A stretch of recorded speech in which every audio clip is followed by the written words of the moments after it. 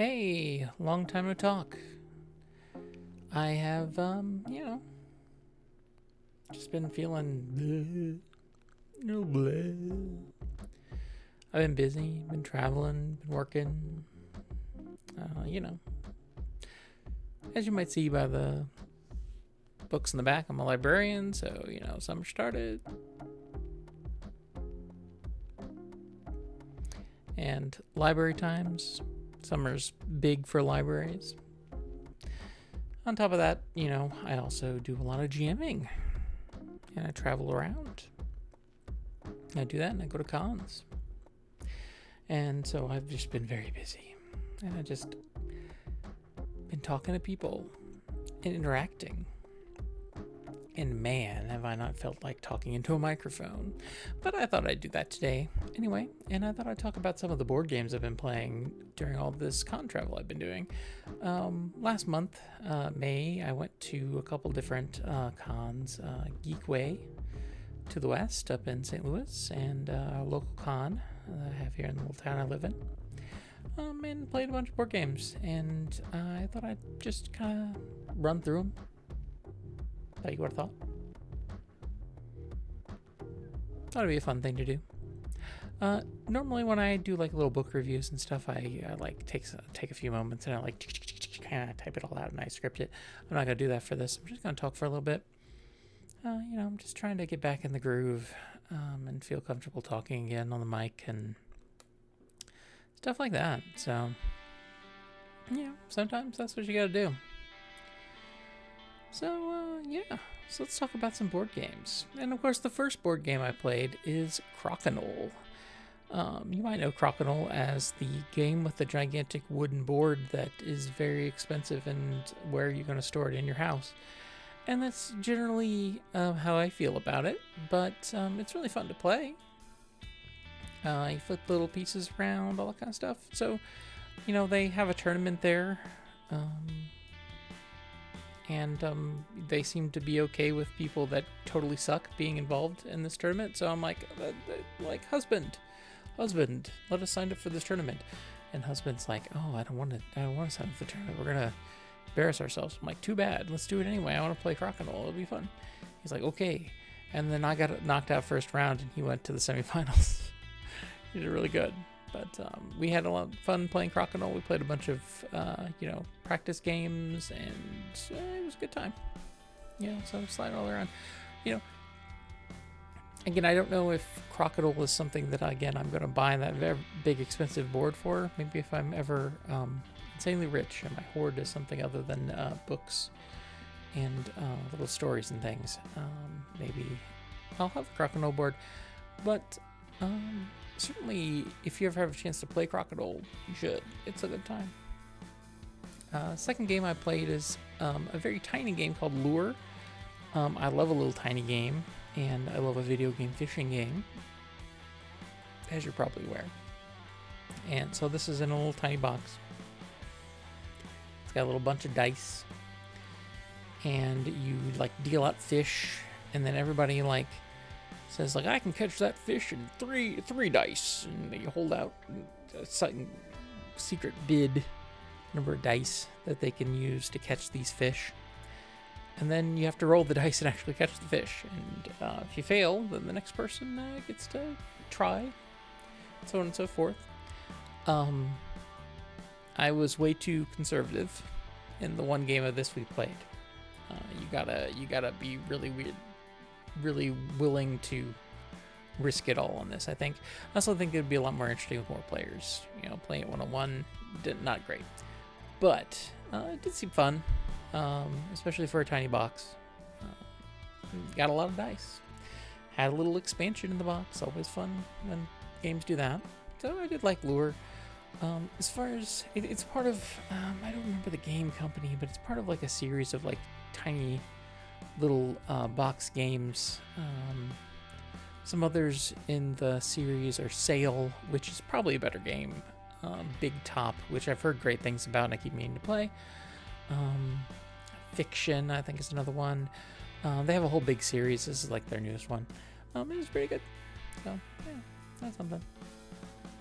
Next time we did, we walked by somebody and it had the please have 2 players, please 2 players, come play with us.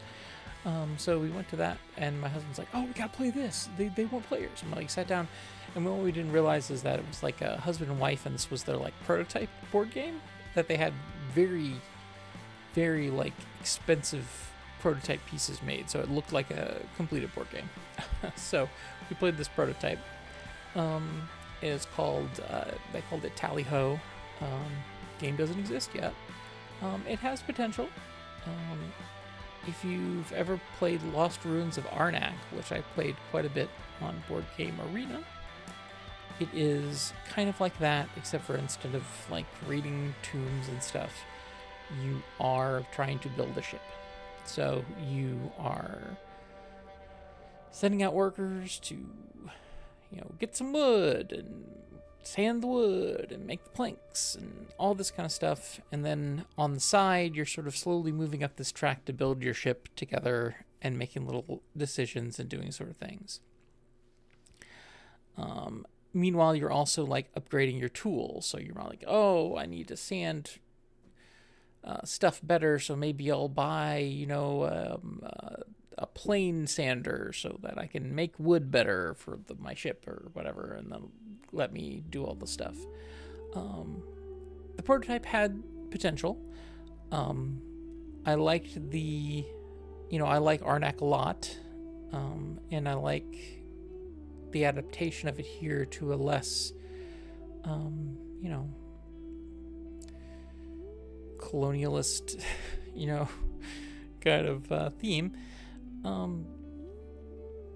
But it had some problems that I think could still use some ironing out. There was like a dice roll mechanic to like creating objects and creating the pieces, and that really felt like a feel bad mechanic. Like you would just roll to see if you did it good, and if you failed, like you're just like, well, I just wasted my whole turn, cool. And it wasn't something that you could like avoid. It wasn't a thing where you could decide, well, I am going to take it, I'm going to play it safe and gather more materials or something so that I don't have to take a risk. No, you always have to take that risk no matter what. I don't know. I just feel like it didn't need that. I feel like there had to be a better way to add a random element to it without it feeling like it's just being pointlessly spiteful. There was also like this whole mechanic where like everyone can pitch in to like improve the facilities at the shipyard and then split the reward, but I didn't feel like there was a lot of reason to do that. A lot of times it just ended up being like one person had enough resources, they're just like, I'm just going to do it and just take the whole reward for myself. Again, maybe that's just how it worked out in our game. I don't know. Maybe in another game it worked different. Who knows? I think it's getting there, and I wish him and his wife the best, and I hope that their game gets made and all the kinks ironed out. Like I said, I feel like it was like 75-80% there, and we did have a good time playing it. Just some things to work on. Yeah. Then we went to the social deduction zone. And we played Blood on the Clock Tower, which I've been meaning to play for a long time. If you've never played Blood on the Clock Tower, it's sort of a version of Werewolf or Mafia, kind of turned up to 11. There's a lot more roles. There's a lot more sort of interaction with the GM running the game. It's a lot. I have a history of playing these social deduction games. I used to play them a lot when I was younger, mostly online, less in person, although I played in person. So I was excited to try it and even wanted to try it. And, for the most part, I think our game went okay. But, as per usual, social deduction games are very stressful, especially when you're playing with a group of people that basically one other player. So it can be very hard to sort of make these things work. That being said, I think, with the traveler mechanic, which we got a good sort of demonstration of, because we had 2 people that kind of came and went throughout our game of Blood of the Clock Tower. A couple of other things. I think we got a good taste of what it is. I don't know if my husband's gonna want to play it again. He seemed like it was maybe a little too stressful for him. He did get handed a pretty intense role, so that was probably part of it. But you know, so it goes. It was a fun time regardless. Next, we played a little game called Parks Roll and Hike. This is a roll and write game that's about taking a hike in a national park. Because national parks are free to license. Yeah. You don't have to pay anything for them. And we thought this was very mid. Roll and writes, their era have sort of come and gone, and so I think it's at a point where to have a roll and write, you have to like really make it stand out. And I felt like there was nothing here to really do that besides the production value. The whole setup was beautiful. Like, instead of having like little like sheets torn off of the thing, everybody had like a little Moleskine notebook that you were keeping track of everything in. Had custom dice and really cute board, and there were all kinds of stuff. It was really good production wise, but the game itself was just okay. I wasn't a big fan. It was fine. After that, we played the game we seem to play every year at Geekway, because you've got to have a big group to play. And that is Sidereal Confluence, Trading and Negotiation in the Elysian Quadrant. Please say the entire title, it is very important. I love Sidereal, it's very great. This is my first time playing with the new revised edition. The first edition of this game sucks so bad. It is unreadable. All the components are the worst things you've ever touched in your life, and yet we still fell in love with this game. Because it is so much fun. If you've never played Sidereal before, it's a game about trading and negotiation, as it says. But kind of the thing that sets it apart, I think, is that you're competing, but you're forced to also be friends with everybody. There is no, like, backstabbing in this game. You can't backstab. It's against the rules. And if you do end up backstabbing somebody, like, you get strongly penalized. You have to work together with people, and you have to come up with good plans, and you have to strike good deals. There's just kind of no game like it that I've played. I'm sure there's other games like it, but there's none that I played. I like Sidereal a lot. I love to trade a cube. I trade a lot of cubes. Yeah. Then we played Nekojima. Nekojima is a game about, it's a dexterity game, supposedly about some kind of cat island in Japan. I don't know. Theme doesn't matter that much. The whole point is that you have little columns with ropes in between them of varying lengths, and you have to try to set them all on a very tiny little circle without any of the cords touching each other, because they're supposed to be electrical poles. And then occasionally you have to hang a cat off of them, which also cannot touch any other cord. So very quickly you end up having to sort of almost like thread these things through each other in complicated ways to be able to set them up, which is pretty fun. Again, dexterity games can be very one note. I'm a fan of junk art, and I feel like in a lot of ways everything has just been junk art in a different way since then. But this thing with the rope and having to sort of thread the needle made this feel a little fresh. So I did appreciate that quite a bit. Don't know if I'd buy it, but I had a lot of fun playing it. So, there's that. Next game is a game that I played again at another con, and I've just kept playing over and over again because I really like this game. It's the perfect, like, tiny, short, quick game. It's River Glassworks. Yes, it has a bunch of furries in it. That does help. This is a game about sort of strategically picking these little colored jewels out of a bag, picking them off of this sort of conveyor belt of a river, and placing them in a pattern that'll score you the most points. You have to sort of judge, okay, I want things of lower rarity to come out first on my board because I need to have more things later on full to get more points, but I also need to complete rows because then I get points for that too. There's a nice push and pull there, and the fact that the game ends so quickly means that you always feel like your plan is not going to come together before the end of the game. Anytime you feel like, okay, in 2 or 3 more turns I'm going to have this, you will realize, oh, I have a turn. I have like a turn to do this, and I cannot do this in a turn. So that's that's pretty harsh when that happens. It's a lot of fun, and again, it's very fast. Like, the game takes like maybe 20 minutes to play.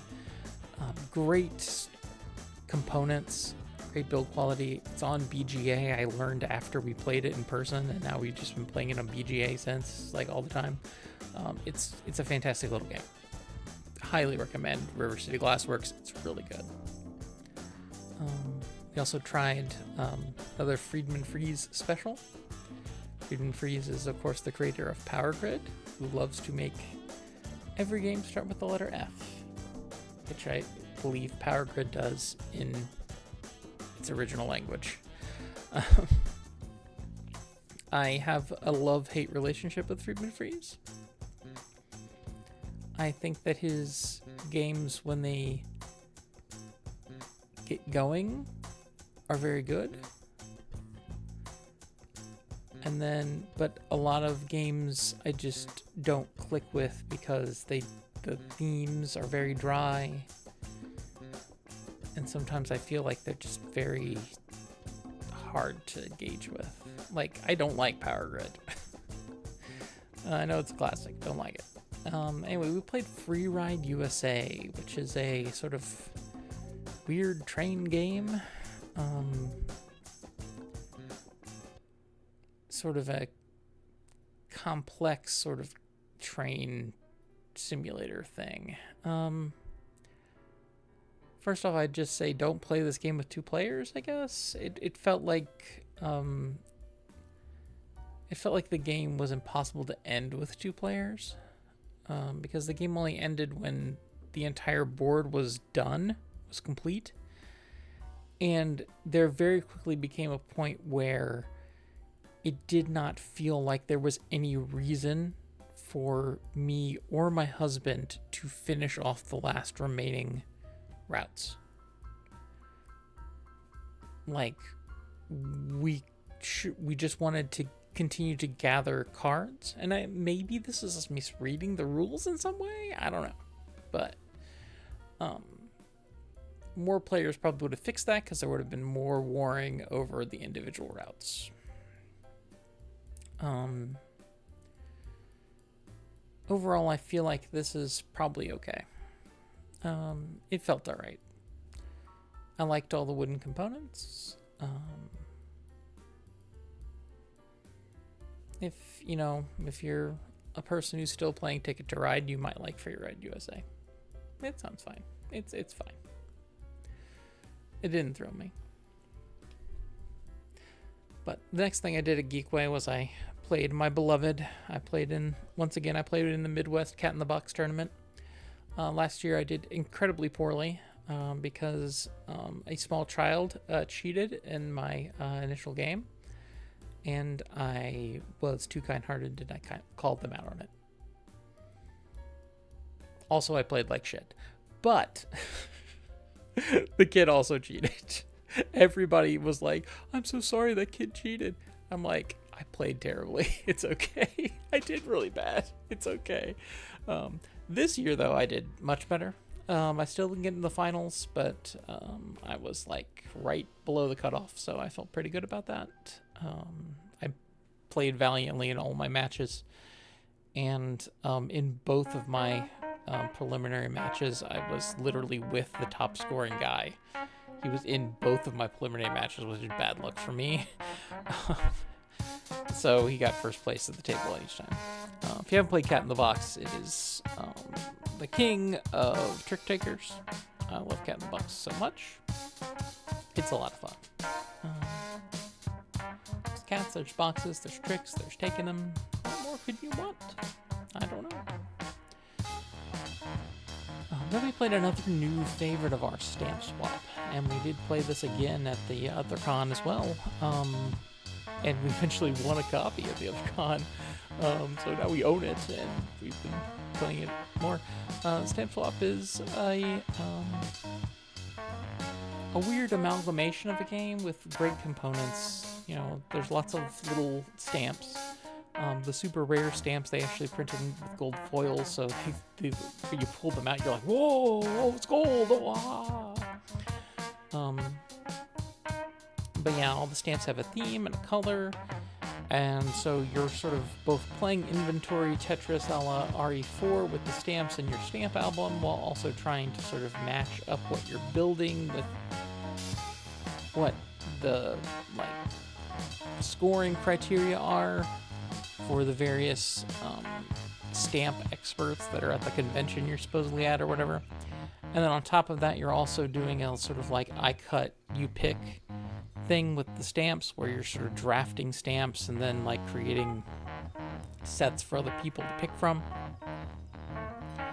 It's an amalgamation, but the end result is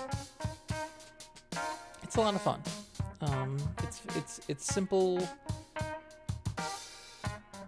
but has a lot of good depth, and then of course you have all the different varieties of scoring criteria, so you're always looking for different cards, and you're always looking for different combinations of things on your mat, so there's never like just one way to build it.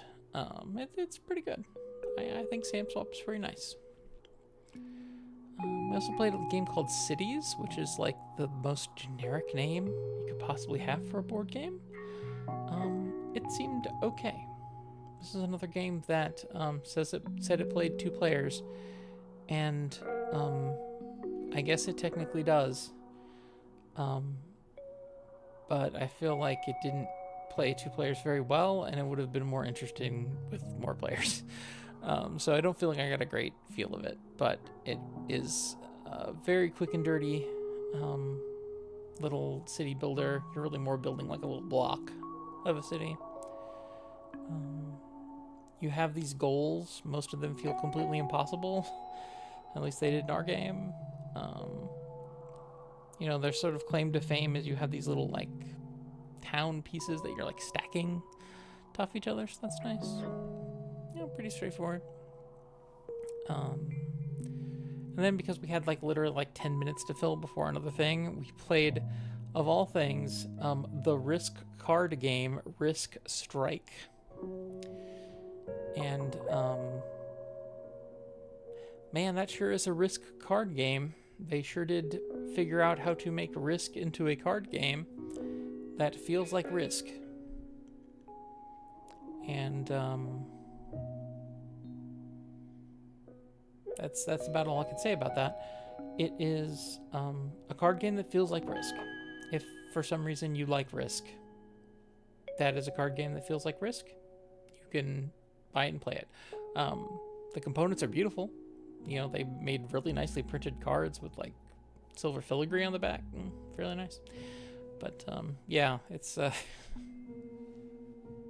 main mechanic is still Risk rolling, so it's still just kind of this annoying like blah blah blah blah blah, blah roll thing that you do in Risk, and you know, whatever, you do it. And then we came to our other big new win of Geekway. We played Obsession, which is this Victorian board game where you're trying to sort of woo this fancy family by building up your house and, you know, throwing fancy parties. I'd heard about Obsession. I thought it was way too complicated.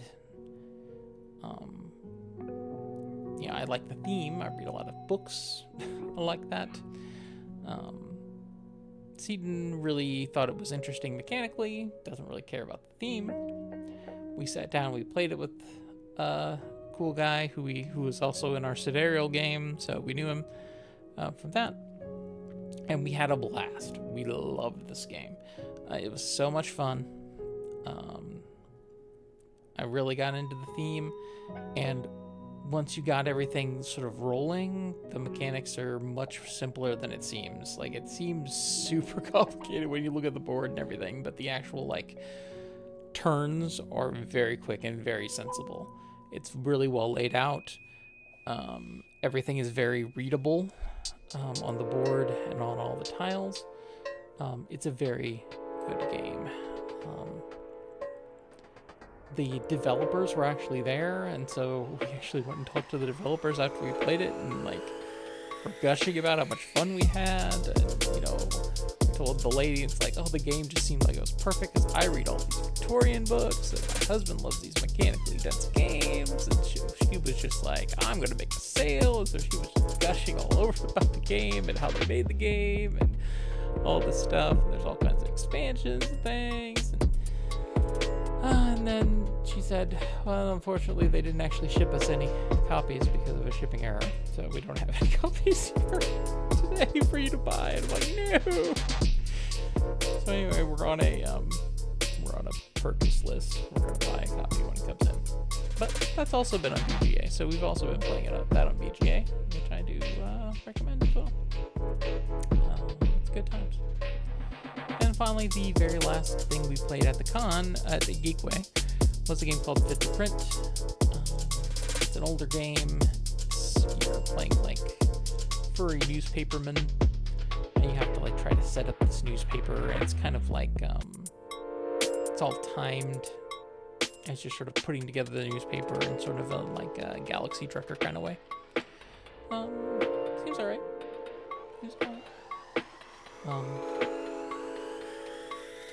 We were, you know, a little tired and frazzled at that point, so we like kept messing up. Husband kept cheating, but not on purpose, just by like I didn't know that was a part of the rules. Like, yeah, it's a part of the rules, and things like that. But yeah, it's a really cute little game. You know, again, I don't know how much play it would get, but you know, we had fun messing with it a little bit before we went home. And then from that con, we won a game called Terminus. Okay. And you might have said like, oh, how did you win that? Oh, we won it from the play and win. And then you might say like, oh, but you didn't list that as a game you played. And I'm like, yeah, because we borrowed it from the play and win. And then we looked at the rules and we're like, this is one of those games where you have to like run an AI player for 2 players. So maybe let's not play this. So then we returned it, and of course that's the game we won. So we've since played it, and it is really good. And also, the AI player that we thought was there isn't actually really an AI player. It's just kind of like a weird impediment. It plays really well with 2 players, although I think it would play better with more, because then you have a lot more competition on the board. But it's a game about building subways. It has a really interesting turn system, where you're sort of moving around this strange little like process track, where like, yeah, you can skip to the thing you want, but then, you know, you can't go backwards on this process track. So like, if you skip a step, you know, that step's skipped. You're not going to get to do it later. So just because you don't need it now, maybe you should still do it, because you might need it later. And it kind of makes like some good tension there. It is a game with a quadrillion billion pieces and a lot of setup. It was one of those games where like it just, yeah, I don't know. I like a tiny game. I like a tiny game. As far as board games are concerned, this was a game where my husband's like, "You'll play this with me again as long as I do all the setup, right?" And I'm like, "You know what? Yeah, probably." Probably. It's cruel of you to read me like that, but yeah, probably. Yeah. So Terminus is pretty good. Pretty good. I'm looking forward to trying that a little more soon. At the local con, I mostly replayed things that I played before because we wanted to get some second plays on things like River VALLEY Glassworks, and Stamp Swap, and a couple other things with some friends who didn't get to go to Geekway. But another game that we played and I won in the Plain Win because keep my eyes on the game that I hadn't been playing, and I'm like, oh, I'll try that. Is a game called Sisyphus Corporation, which is a nicely themed, mostly abstract game.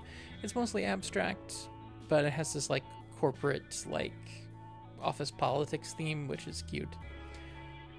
Basically, you're sort of building this sort of like maze, and you have to hit all 3 of the corners, which they mark as your bosses, and then get back to the beginning to get your promotion, right? So you're laying down these sort of map pieces and then playing cards to like manipulate them, move them around, turn them, adjust them as you're sort of moving through the area. It's a pretty good game. Once again, a game that definitely would play better with 4 players. We played it with 2, and we're like, yeah, we're probably never going to open this again until we have at least one more person with us. But that's fine. Not every game has to play good solo. Just, how it tends to work when you're a couple who plays board games. That's how it works. But yeah, that's I don't know. That's my board game report. We've been playing and enjoying, doing things and doing other things. Cons are great, but they're also tiring. When you go to a con for your fun, and it takes your relaxation time, then I end up double tired. And then things like this happen where the idea of talking to anyone feels awful because I've been doing it too much. But I'm trying to talk again. So, thanks for listening to me. Yeah. I don't know if I'm going to keep doing things off the cuff like this, but, I thought I'd give it a shot. We'll go from here next time. Should probably get back to Numazu in the Mirror at some point. I was enjoying that. Otherwise, I don't know what I'm going to play. We'll just see. See what we do. Got a bunch of books I need to review too. Doing my stuff. But, yeah. Thanks for stopping by. I'll see you later. Later, Gators.